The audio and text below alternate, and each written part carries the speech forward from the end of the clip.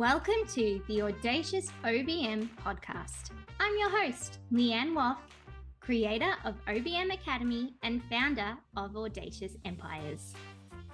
Each week, my crew and I will explore all things building and scaling an exceptional OBM business.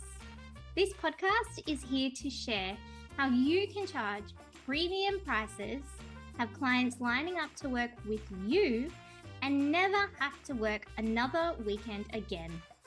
You can have a thriving OBM business, working with the clients you want, when you want, and charging the price you want.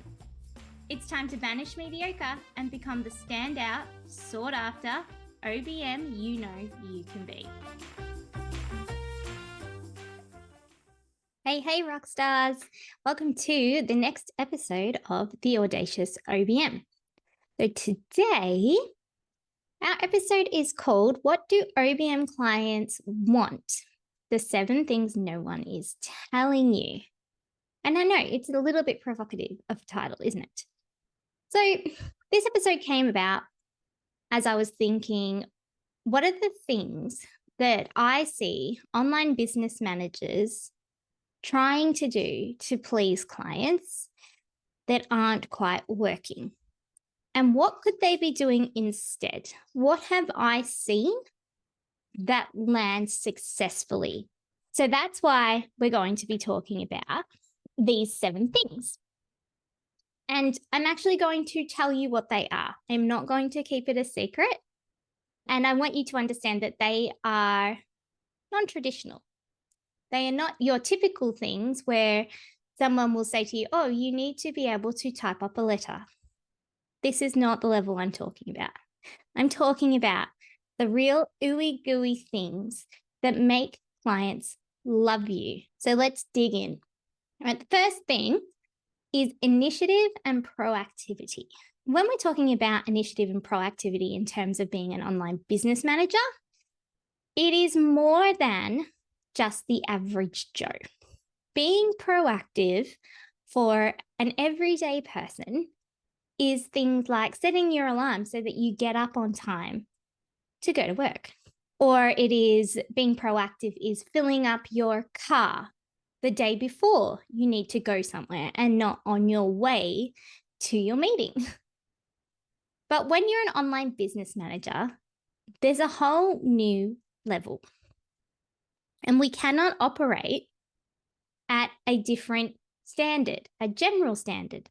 Otherwise, it kind of takes away from our value and the value that we bring to a business. It is this higher level of initiative and proactivity. What I'm talking about is the ability to look forward and further forward than people generally would. If you're project planning or if you are trying to deliver an operation smoothly, you need to be able to look forward and even preempt some of the things that might go wrong or some of the things that might go right. And if something goes really right, knowing what action is needed at that time to enhance that result. So it is all about looking further into the future and then looking at the different pathways that might occur. And when we're talking about initiative, we're talking about looking at all of the moving pieces. You have to be able to see the whole chessboard, not just your pawn, the whole thing, and see, okay, I know this team member has said to me that they're out of action this week. What are we going to do about that? It is more than just looking at what that team member is responsible for, but it's also looking at all the flow-on effects from that team member being gone. This then dictates whether we need to find a replacement, whether we just need to push timelines out, and what the other team members are going to need because they're down a human. They might need to shift their workflow and their workload, or it might mean that we're never going to meet a really important deadline that we were banking on. So it's all about using as much of your thought as you can to preempt issues arising. And when they do, having the capability to review and think of potential solutions and going back to a client with those. Not just going back with, we have this problem and I think that's going to cause more problems. What if you added the solution? We have this problem. It's going to put the rest of the team behind or under pressure. I don't think it can wait until Susie gets back. Here are 3 people I think we can reach out to who might be able to help. It's going to cost you $500. I think it's worth the investment. Otherwise, we're going to have to change the delivery date of this job. It's a lot different conversation, right? All right, so that was number 1. You need to have initiative and you need to be hugely proactive. Number 2, structured communication. This seems like a simple one, and it is simple, but it is incredible how many times we forget to do this, and that is to communicate. Clients love communication and structured communication. Now, I'm not saying you need to talk everybody's ears off with details they don't need. I'm saying you need a plan with your client about when you're going to communicate, what you're going to communicate, how you're going to communicate, so that they know what they can expect and they know, okay, if I want an answer to something or I need something, this is how I go about asking. This is the easiest way. And so an easy way to do this is to create some rules. Now, I'm not saying that they're hard and fast rules, but it might be, okay, we're going to have a weekly call on a Monday, and that's when we're going to review the week before's workload, what was accomplished, what is now overdue, and the things that are coming up and what looks like it might be at risk, what we're needing to rectify that, and do operational planning. Then we might come together once a month and do a strategic plan for the following month. Or in between, we might use Slack to communicate. So if we need further clarification on little things, we can jump in there and ask the question. If you need something urgently, you can email me and you'll get a reply within 24 hours. All of these things are explaining different avenues your client can use to communicate with them and the different avenues you will use to communicate with your client. It also gives them a really simple way to know when to hear from you. So if you express, okay, I'm going to let you know when we've hit this point of the project, or I will let you know the second that I have completed this piece of work that the graphic designer is waiting on, because then you know we're 3 days away from launch. I will communicate with you if one of these 3 crucial things happen, or you will hear from me, at the end of every project. Like, what is it and when can they expect to hear something? And if you want my honest advice, communicate more. Purposefully communicate more. So not with irrelevant updates, with genuine updates, but possibly more so than you naturally would, because they don't know what you're doing. They're sitting somewhere else, wondering. And it's really easy fix. Number 3, radical responsibility. When we talk about radical responsibility, we're talking about our role in a business and when things go right and when things go wrong. If you make a mistake, apologize and own it, and then investigate it. Work out what has happened, why it happened, and how you can make sure it doesn't happen again. Preferably before the client notices. So if something has gone wrong and you've seen it, Work out the game plan to rectify it, then come back to your client. Don't come to them just with a problem. And you might not be able to solve everything without them.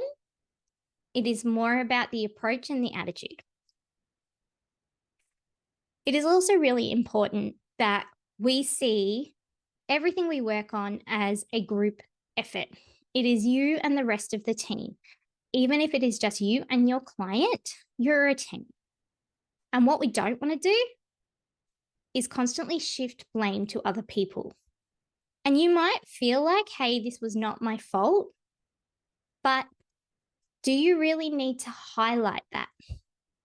Because the chances are, if there is a repeating situation and there's issue after issue after issue, the likelihood is one of those issues are yours.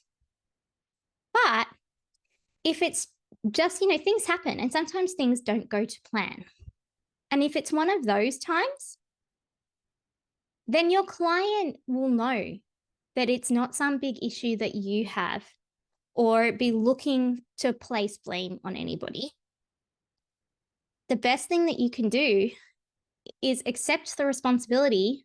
I see this has gone wrong. I'm going to find out what my role was in it and how I can help contribute so that in the future, this doesn't happen again. It's taking that responsibility and it's not just blaming, oh, that's because such and such did this or didn't do this.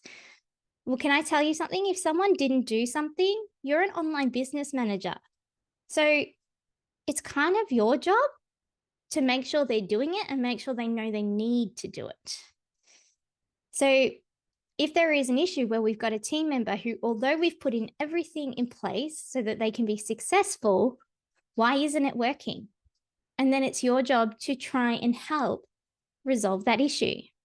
And if the answer in the long term is, well, that person doesn't really fit our team, that's the answer.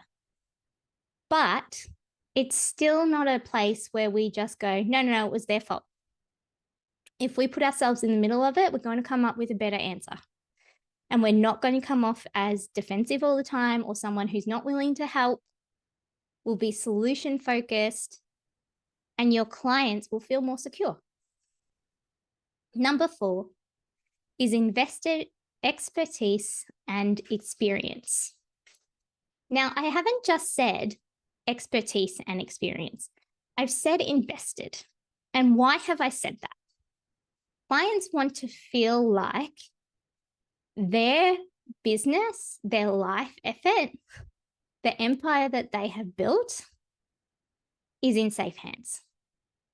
They want to be able to work with somebody that they trust and somebody who knows what they're doing.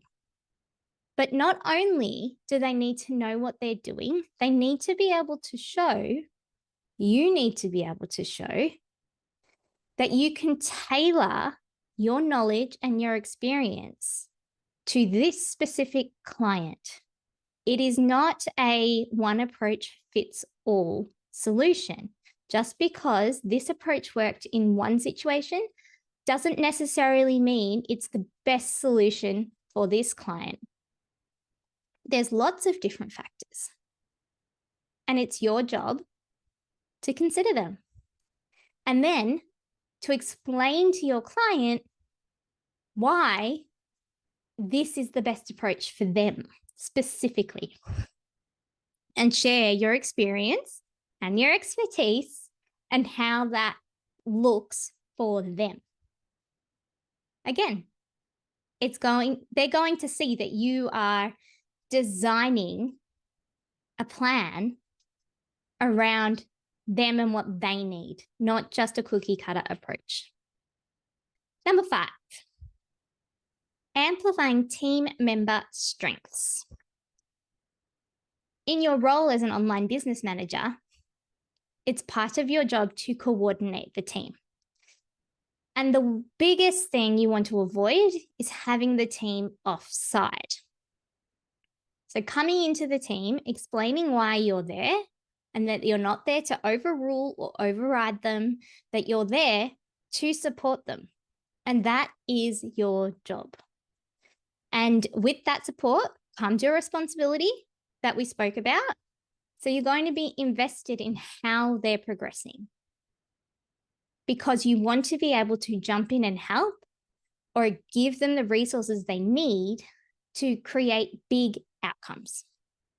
You need to be able to look at different team members and identify what their strengths are, and then add in what you can to bring out those strengths even more so. If you know that the web developer works far better with really detailed instructions that are given a week before, then start doing that. If you know that that's when the best work happens, put those things in place so that the relationship with the web developer is fantastic. They feel supported. They feel like they can do their best work and that you are in their corner. If they get stuck or they have a problem they cannot solve, they can come to you and you will direct them. That's the ideal situation here. The more that you can bring out the best in the team, the more value you add to a client's business. And honestly, the more fun it is. It's like working with a group of people that you really like and you enjoy. You've got a whole crew of colleagues that are a joy to work with.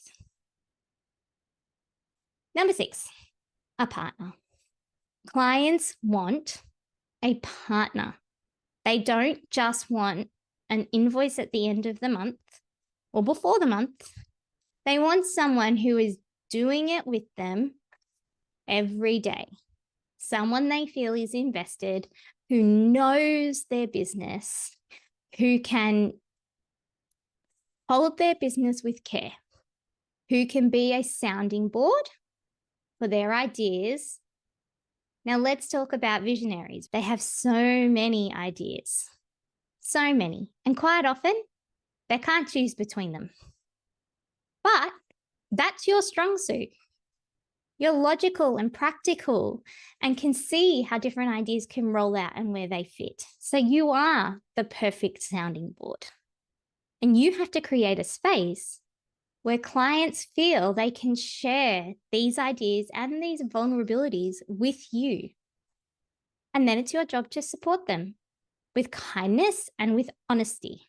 It is no good just being a yes man, because that's not what a partner is. Partner doesn't just say yes all the time, but they give genuine feedback and advice, and they help bring these things to life. That's your job. If your client feels like you're partnering with them, you end up with a really respectful and symbiotic relationship. And it's the best thing ever, really. It makes people really easy to work with. It means that you can have bigger and better ideas if you don't have to be worried about what someone is thinking about you, or if they're going to judge your idea, or if you're going to look silly, or that your business sense is going to be questioned. Then all of a sudden, you can have the popcorn discussions, the ones where all of the ideas just get said, and then you narrow them down and look for the good ones. It really means that you can have open and honest conversations, and that will change everything. And it will make your clients feel like they're not doing this alone, because running a business alone is one of the hardest things someone can do. And the final one, number 7, clients want to lead and to be led. So how do they want to lead? They have created a business. Possibly it's only been them for quite a long time. Now there's another person, or now there's a team.